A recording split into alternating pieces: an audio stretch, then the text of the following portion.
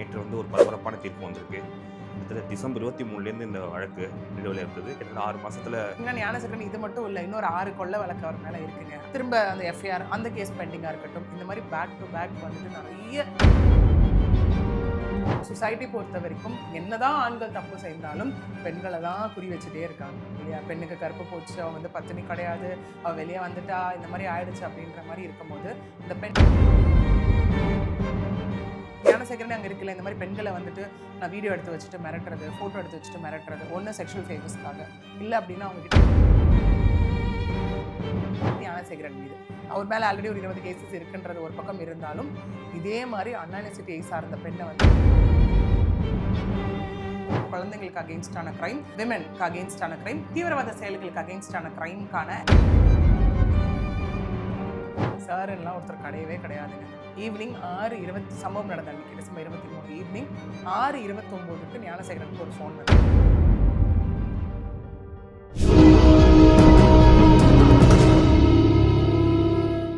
Take one நேயர்களுக்கு வணக்கம். இன்று முக்கிய வழக்குகள் பற்றி நம்முடன் ஆலோசிக்க இருப்பவர் வழக்கறிஞர் பிரியதர்ஷினி மேம். வணக்கம் மேம். வணக்கம் சார். மேம், நேற்று ஒரு பரபரப்பான தீர்ப்பு வந்திருக்கு. கிட்டத்தட்ட டிசம்பர் 23லேருந்து இந்த வழக்கு நிலுவையில் இருந்தது. கிட்டத்தட்ட 6 மாசத்துல கிட்டத்தட்ட விரைந்து தான் அந்த தீர்ப்பு வந்திருக்கு. யார் அந்த சார்? அந்த கேள்விக்கு பதிலே கிடையாதுன்ட்டாங்க. அது ஒரே சாரே இல்லை, அந்த ஒரே சார் ஞானசேகரன் சொல்லிட்டாங்க. இந்த தீர்ப்பு எப்படி பார்க்குறீங்க மேம்? கண்டிப்பாக இந்த கேஸ் பொறுத்த வரைக்கும் பார்த்தீங்கன்னா, நீங்கள் சொன்ன மாதிரி டிசம்பர் 23 ஆரம்பித்த ஒரு விஷயம் ஏப்ரல் 23 சாட்சியங்கள் ஏற்றப்பட்டுச்சு. மே 28 ஞானசேகரன் தான் குற்றவாளி அப்படின்னு அனௌன்ஸ் பண்ணப்பட்டுச்சு. பிப்ரவரி 24 9வது நடுவர் நீதிமன்றம் சைதாப்பேட்டில் சார்ஜ் ஷீட் ஃபைல் பண்ணப்பட்டுச்சு. அன்னிலேருந்தே ஒரு மாதிரி இந்த ஒரு நிறைய விஷயங்கள், நிறைய டிபேட்டுக்கு உள்ளாக்கப்பட்ட விஷயங்கள், இந்த கேஸ் டே 1லேருந்தே அப்படி தான் இருந்தது. நிறைய விவாத மேடைகளுக்கு நிறைய விஷயங்கள். ஏன்னா பொம்பளை பசங்க வீட்டில் இருப்பாங்க, ஒரு காலத்தில் சொசைட்டியில் இருந்தால் சேஃபாக இருக்க மாட்டாங்க. அப்புறம் வீட்லேயும் அவங்களுக்கு சில பேரால் உறவுகளாலே சில இடத்துல சேஃப் இல்லைன்னு தான் ஸ்கூல் காலேஜஸ் அந்த மாதிரி சரி அங்கேயாவது போய் குழந்தைங்க சேஃபாக படிக்கணும், அவங்களுக்கு எஜுகேஷன் தேவை அப்படிங்கிற மாதிரியெல்லாம் ஒரு கண்ணோட்டத்தில் தான் கொண்டு போய் நம்ம எல்லாம் ஸ்கூல் காலேஜஸில் இப்போ நிறைய பெண் பிள்ளைகள் படிக்க வெளியே வர்றதை நம்ம பார்த்தோம். பட் அன்ஆனெசிட்டி இதுக்கப்புறம் ஒரு பெரிய பாம்பு வெடிச்ச மாதிரி பார்த்தீங்கன்னா, POSH committee, prevention of sexual harassment committee ரொம்ப ஸ்ட்ராங்காக ஆரம்பித்தாங்க. அதே மாதிரி சிடபிள்யூசி சைல்டு வெல்ஃபேர் கமிட்டி ரொம்ப ஸ்ட்ராங்காக ஆரம்பித்தாங்க. எல்லா ஸ்கூல் எல்லா காலேஜஸ்லையும் போயிட்டு அவங்க என்ன பண்ணாங்கன்னா, லைக் ஒரு கவுன்சிலிங் கொடுக்க ஆரம்பித்தாங்க, நிறைய பேச ஆரம்பித்தாங்க, குட் டச் பேட் டச் பற்றி நிறைய குழந்தைங்களுக்கு எடுத்து சொல்ல ஆரம்பித்தாங்க. அதன் விளைவாக தான் நீங்கள் பார்த்தீங்கன்னா நிறைய பேர் நானும் பாதிக்கப்பட்டிருக்கேன் வெளியில் வந்ததை நம்மளால் பார்க்க முடிஞ்சுது. ஒன்று. அதுக்கேற்ற மாதிரி ரெண்டாவது பார்த்தீங்க அப்படின்னா, இந்த அன்ஆனெசிட்டிலாம் பாஷ் கமிட்டியில் ரொம்ப ஸ்ட்ரிக்ட் ஆக்கின ஒரு விஷயமா இருக்கட்டும். அப்புறம் ரூல்ஸை ரொம்ப ஸ்ட்ரிக்ட் ஆக்கினாங்க. அதுக்கப்புறம் நிறைய செட் ஆஃப் ரூல்ஸ் போட்டாங்க. ரூல்ஸ் போட்டுட்டு இந்த மாதிரி நிறைய விஷயங்கள் அதுக்கப்புறம் பார்க்க முடிஞ்சது. போலீஸ்கிட்ட ஸ்பெஷல் இன்வெஸ்டிகேஷன் டீம் கிட்ட அப்படியே கேஸ் ஒப்படைக்கப்பட்டதாக இருக்கட்டும். அதுக்கப்புறம் ஞானசேகரன் வீட்டின் மீது நிறைய நோட்டீஸ் அனுப்பப்பட்ட விஷயமா இருக்கட்டும். அதுக்கப்புறம் பார்த்தீங்கன்னா, ஞானசேகரன் இது மட்டும் இல்லை, இன்னொரு 6 கொள்ள வழக்கு அவர் மேலே இருக்குங்க அப்படின்ற மாதிரி பள்ளிக்கரணை போலீஸாரால் முதல்ல அவர் அரெஸ்ட் பண்ணப்பட்டு, அவரை என்கொயரி பண்ணப்பட்டு, திரும்ப அந்த எஃப்ஐஆர் அந்த கேஸ் பெண்டிங்காக இருக்கட்டும், இந்த மாதிரி பேக் டு பேக் நிறைய டே டு டே அப்டேட்ஸ் கேஸை பொறுத்த வரைக்கும். ஆக்சுவலி நீங்கள் வரும்போது இன்னொன்று, இந்த பொள்ளாச்சி கேஸ் ஜட்மெண்ட் வந்தப்போ கூட எல்லாரும் சொன்ன விஷயம் இதே மாதிரி ஞானசேகரன் கேஸும் ஜட்மெண்ட் வரணும் எஃபெக்டிவாக அப்படிங்கிற மாதிரி எல்லா விஷயத்துக்கான ஒரு பதில் தான் 157 நாளில் நேத்தி வந்த ஒரு விஷயம். மே 28 இவர் தான் குற்றவாளி நிரூபிக்கப்பட்டாச்சு. அந்த இடத்துல ஞானசேகரன் கதர்னதையும் நம்மளால பார்க்க முடிஞ்சது. இந்த மாதிரி அப்பா கிடையாது, வயசான அம்மா இருக்காங்க, எல்லாரும் பண்ற விஷயம் தானே சார். எந்த குற்றவாளி குற்றத்தை ஒத்துக்கொண்டுட்டு இருக்காங்க அந்த இடத்துல. ஸோ எனக்கு அம்மா வயசானவங்க மட்டும்தான், எனக்கு 8வது படிக்கிற ஒரு பொண்ணு இருக்கா, ஸோ அந்த மாதிரியெல்லாம். இன்னொன்று அவருக்கு 3 மனைவினும் சொல்லப்பட்டுச்சு இல்லையா. ஸோ இதெல்லாம் நான் பார்த்துக்கணும் அப்படின்ற மாதிரியெல்லாம், என்ன இருந்தாலும் என்ன அழுதாலும் அவ்வளோ பெரிய குற்ற செயலெல்லாம் ஈடுபட்டவங்களுக்கு எந்த வித கருணையும் தெய்வ தாட்சணையும் காட்டக்கூடாதுங்கிறது தான் விஷயம். ஸோ அதனால் எந்த தண்டனையும் எங்கேயும் குறைக்கப்படாது. ஏன்னா பாதிக்கப்பட்டவங்களோட வலி அவ்வளோ இல்லையா. அதன் விளைவாகத்தான் நேத்தி 11 பிரிவுகளின் கீழ் 11 குற்றங்களும் நிரூபிக்கப்பட்டு விட்டன. அதனால் 30 ஆண்டு கால ஆயுள் தண்டனை, அந்த ஆயுள் தண்டனையில் எந்தவித சலுகையும் குறைபாடுகளும் இருக்காது அப்படிங்கிறத ரொம்ப தெளிவாக ஸ்பெசிஃபைடாக கொடுத்த ஒரு ஜட்மெண்ட் தான் நேற்று கொடுத்த ஜட்மெண்ட். இது சாகும் வரை ஆயுள் தண்டனை இல்லை 30 வருடத்துக்கு மட்டும்? 30 வருட ஆயுள் தண்டனை இந்த இடத்துல. ஓகே. ஏன்னா உங்களுக்கு இப்போ எல்லாருக்குமே ஒரு கன்ஃபியூஷன் இருக்கணும். பொள்ளாச்சிலேருந்து எல்லாம் கன்ஃபியூஸ் ஆகிட்டாங்கன்னு நினைக்கிறேன் இல்லையா. அதில் 1 2 3 4 5 ஆயுள் வரைக்கும் கொடுத்தாங்க இல்லையா. ஜென்ரல் டினோட்டேஷன் படி பார்த்தீங்கன்னா ஒரு ஆயுள் அப்படிங்கிறது 14 வருடங்கள். ஓகே. அதுலேருந்து 14 21 அந்த மாதிரி வரும். சில கேசஸில் பார்த்தீங்கன்னா ஸ்பெசிஃபிகேஷன்ஸ் இருக்கும். என்ன இருக்குன்னா, சாகும் வரை சிறை, அப்படின்ற மாதிரி இருக்கும். சாகும் வரை ஆயுள் அப்படிங்கிற மாதிரி ஸ்பெசிஃபிகேஷன்ஸ் இருக்கும் அந்த இடத்துல. பொள்ளாச்சி கேஸ்லேயும் அந்த மாதிரி பார்த்தோம். ஒரு ஆயுளாக இருந்தாலும் சரி அந்த இடத்துல சாகும் வரை சிறை அப்படிங்கிற ஒரு விஷயம் எல்லாமே பார்த்தோம் இல்லையா? ஸோ இங்கே பார்த்தோம் அப்படின்னா 30 ஆண்டு கால ஆயுள் தண்டனை அப்படிங்கிறத தாண்டி ஸ்பெசிஃபைடாக நோ ரெமிஷன். ஓகே, அப்படின்னா அதில் எந்த வித சிறை சலுகையும் வழங்கப்படாது அப்படின்னா பரோல். ஓகே, பரோல் வந்துட்டு ஏன்னா இது நம்ம அப்படியே ரிலேட் பண்ணோம்னா இந்த கேரளாவில் நடந்த வந்து ஷாரோன் ராஜ் கிரீஷ்மா கேஸ் நம்ம பார்த்துருப்போம். அந்த பொண்ணு அப்பீல் போகலாம், தூக்கு தண்டனை கொடுத்துருக்காங்க.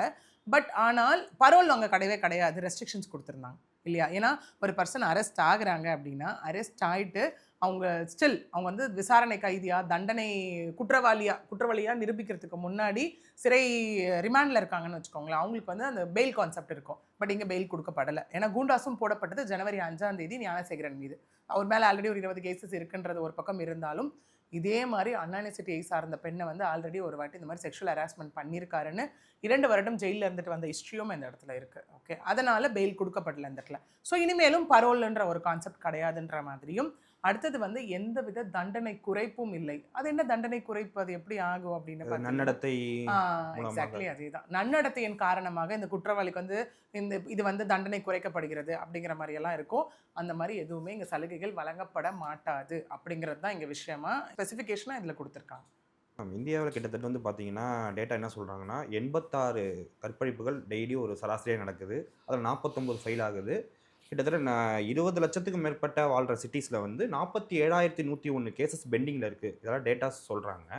இப்போ இந்த கேஸுக்கு மட்டும் அந்த மாணவிக்கு வந்து 25 லட்சம் கொடுக்கப்பட்டதன் முக்கியத்துவம் என்னங்க?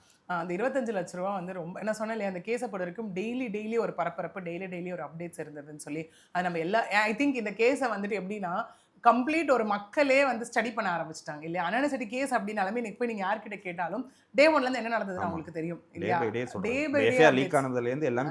எக்ஸாக்ட்லி, A to Z எல்லாமே தெரிய ஆரம்பிச்சது அவங்களுக்கு. அந்த அளவுக்கு இந்த கேஸ் அவ்வளோ விவாதத்துக்கும் உட்படுத்தப்பட்ட ஒரு கேஸ். ஆக்சுவலி அப்டேட் வர நம்ம எல்லா நியூஸ் சேனல்ஸை திறந்தாலும் இந்த கேஸாக தான் இருந்தது.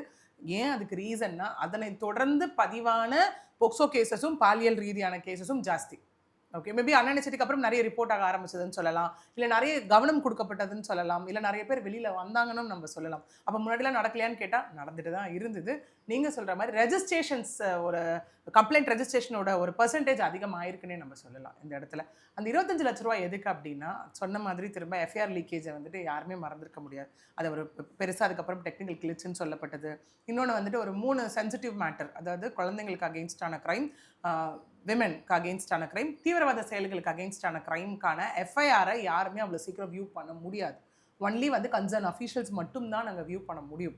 அப்படி இருக்கும்போது எப்படி இவங்க எல்லாம் பார்த்தாங்க, எப்படி அது வரை வியூ, டவுன்லோட், ஷேர் இவ்வளவும் நடந்திருக்கு. ஒரு 14 பேரை உள்ள சஸ்பெக்டில் கொண்டு வந்தாங்க.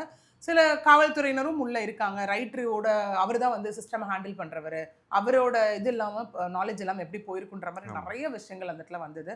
இது ஏன் இவ்வளோ முக்கியமாக பார்க்கப்படுது ஒரு விக்டிமோட ஐடென்டிட்டி அப்படின்னு பார்த்தோன்னா, ஏன்னா ஸ்டில் சொசைட்டி பொறுத்த வரைக்கும் என்னதான் ஆண்கள் தப்பு செய்தாலும் பெண்களை தான் குறி வச்சுட்டே இருக்காங்க இல்லையா? பெண்ணுக்கு கருப்பு போச்சு, அவள் வந்து பத்தினி கிடையாது, அவள் வெளியே வந்துட்டா, இந்த மாதிரி ஆயிடுச்சு அப்படின்ற மாதிரி இருக்கும்போது அந்த பெண்ணுக்கு நாளைக்கு லைஃப்னே ஒன்று இல்லாமல் போயிடும் அந்த இடத்துல. பட் இந்த எஃப்ஐஆர் வெளியில் வந்ததுனால அந்த பொண்ணோட பேர், ஊர், ஃபோன் நம்பர், பெண்ணோட ஃப்ரெண்ட்ஸு, ஃபேமிலி எல்லா டீட்டெயில்ஸும் வெளில வந்துருச்சு. ஒன்று. ரெண்டாவது, ஒரு வேளை இந்த ஞானசேகரனால இன்னும் பெண்கள் இதனால பாதிக்கப்பட்டிருந்தாங்கன்னா இதெல்லாம் இந்த கலவரத்தில் யாராவது வெளில வருவாங்களா? யாருமே வெளில வரமாட்டாங்க. ஸோ இது அந்த பெண்ணுக்கு எவ்வளோ பெரிய மன உளைச்சலையும் எவ்வளோ பெரிய ஒரு ஃபிசிக்கல் அண்ட் மென்டல் ஸ்ட்ரெஸ்ஸை கொடுத்துருக்குன்ற ஒரு காரணம் கருதி தான் அதற்கு இழப்பீடாகத்தான் இந்த 25 லட்ச ரூபா இங்கே வழங்கப்பட்டது. பட் அதை இவங்களும் வந்துட்டு தமிழக அரசு சார்பிலையும் அதை எதிர்த்து வந்துட்டு சுப்ரீம் கோர்ட் போனாங்க. பட் சுப்ரீம் கோர்ட்டும் அதை மீண்டும் உறுதிப்படுத்துச்சு அந்த இடத்துல. இல்லை, நீங்கள் கொடுத்து தான் ஆகணும் அந்த 25 lakhs அப்படின்னு. 90,000 ஞானசேகரனுக்கும் அபராதம் இப்போ ஆமாம், ஏன்னா அந்த செக்ஷன் சொன்ன இல்லையா சார், 11 பிரிவுகளின் கீழ் வந்தது எல்லாமே நீங்கள் கால்குலேட் பண்ணிங்கன்னா 90,000. அந்த 90,000 வந்து ஞானசேகரன் தரப்புலேருந்து அந்த பாதிக்கப்பட்ட பெண்ணுக்கு வந்து இந்த இடத்துல ஒரு ஃபைன் அமௌண்ட்டாக வழங்கப்படணும் அப்படின்றதும் நேற்று கொடுத்த ஜட்ஜ்மெண்ட். ஞானசேகரன் கவர்மெண்ட் இதுக்கு முன்னாடி குற்ற வழக்கு பின்னணி இருக்கா மேடம்?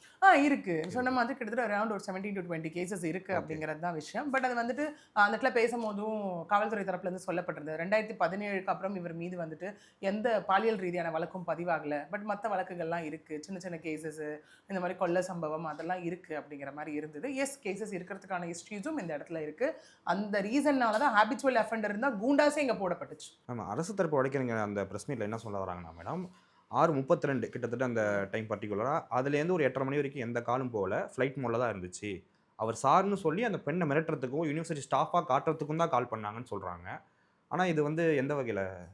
ஆமா. ஏன்னா திரும்ப இந்த கேஸ்ல பெருசா பேசப்பட்டது அந்த ஃபோன் தான் இல்லையா? அந்த ஃபோன் தான் பெரிய வெப்பன் ஆஃப் த கேஸ் இந்த இடத்துல பார்த்தீங்கன்னா.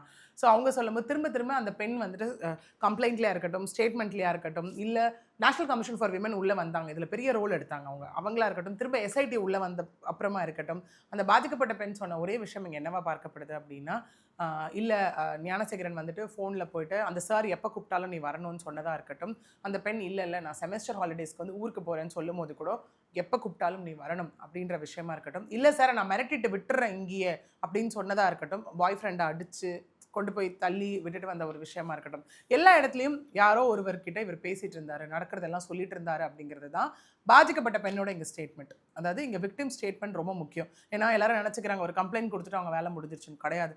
கம்ப்ளைனண்ட்டோட ரோல் ரொம்ப பெருசு. ஒரு குற்றவாளியை வெளியே கொண்டு வரதுக்குள்ள அவங்க படுற பாடு ஐயோ அவ்வளோ கஷ்டமாக இருக்கும் இந்த இடத்துல.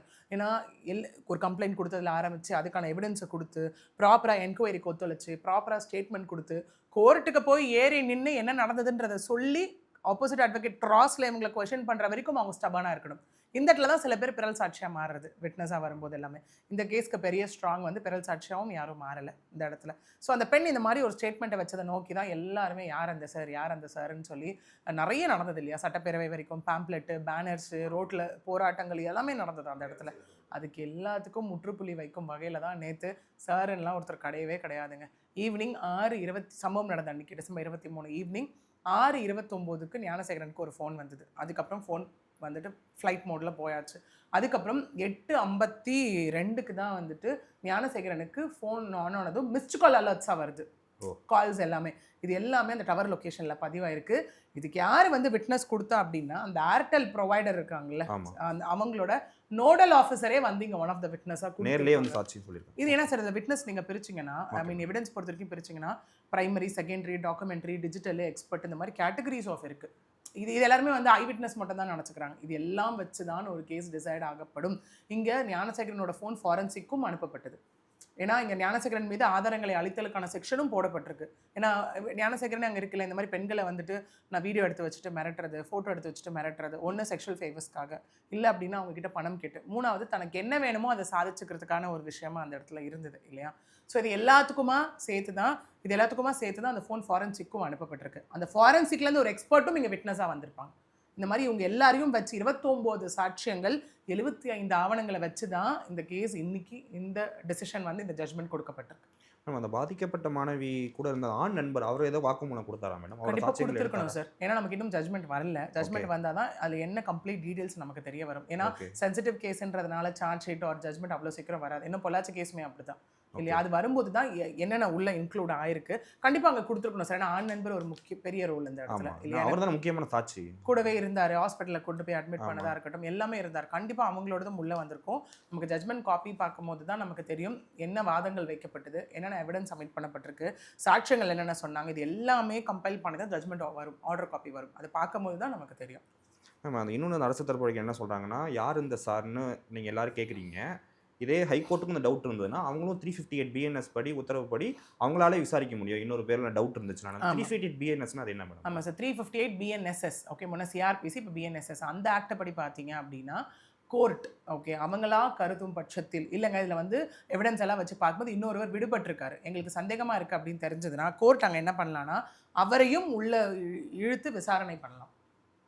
கோர்ட் அதை பண்ணலாம். கோர்ட்டு அதுக்கான ப்ரொவிஷன் இருக்குது. கோர்ட்டுக்கு அதுக்கான டிஸ்கிரிப்ஷன் இப்போ அவர் இருக்கப்போ நீதிமன்றம் அதை பண்ணலை அப்படின்னும் போதே தெரிய வேணாமா? இருக்க எவிடன்ஸ் எல்லாத்தையும் வச்சு சொல்கிற ஒரே விஷயம் ஞானசேகரன் மட்டும்தான் அந்த சார், வேறு எந்த சாரும் இதில் கிடையாது.